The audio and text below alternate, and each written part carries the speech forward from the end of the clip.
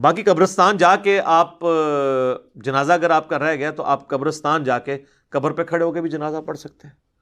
بخاری مسلم دونوں میں حدیث ہے کہ ایک بوڑھی عورت جو مسجد نبوی کی صفائی کیا کرتی تھی، جب وہ فوت ہو گئی تو صحابہ نے رسول اللہ کو نہیں بتایا اور راتوں رات جنازہ پڑھ کے دفنا دیا.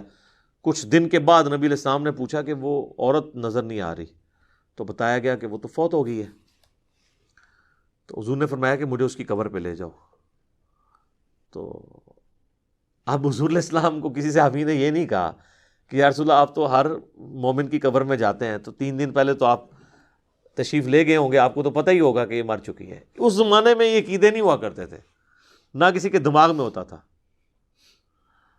تو رسول اللہ صلی اللہ علیہ وسلم کو وہ قبر پہ لے گئے تو آپ علیہ السلام نے جا کے وہاں پہ قبرستان میں اس کی قبر پہ کھڑے ہو کر جنازہ پڑھا. یہ غائبانہ نماز جنازہ نہیں ہوتا کیونکہ اس میں تو قبر سامنے ہوتی ہے، اور اس کا طریقہ یہ ہوتا ہے کہ آپ نے قبر کی ایسی سائڈ پہ کھڑے ہونا ہے کہ آپ کا قبلہ کی طرف رخ ہو اور قبر آپ کے سامنے ہو. اور پھر آپ علیہ السلام نے واپسی پر فرمایا، مسلم شریف میں ڈیٹیل ہیں، اس میں الفاظ ہیں کہ یہ قبریں اندھیروں میں ڈوبی ہوئی تھی، اللہ نے میرے جنازہ پڑھنے کی برکت سے انہیں نور سے بھر دیا.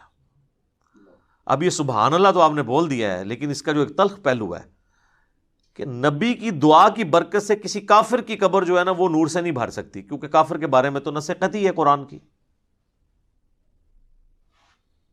وہ تو سورہ توبہ میں آپ 70 دفعہ بھی دعا کریں ہم نہیں قبول کریں گے، منافقین کے لیے، کافروں کے لیے. تو یہ مسلمانوں کی قبریں تھیں نمبر 1. اور مسلمان ظاہر بریلوی دیوبندی اہل حدیث نہیں، اس زمانے کے مسلمان. میں صحابہ نہیں کہتا ورنہ آپ کہیں گے گستاخی ہو گئی ہے. آپ خود ہی پوچھ لیجیے گا بھائی کون لوگ ہوں گے جو حضور کی زندگی میں فوت ہو چکے ہیں ایمان کی حالت میں.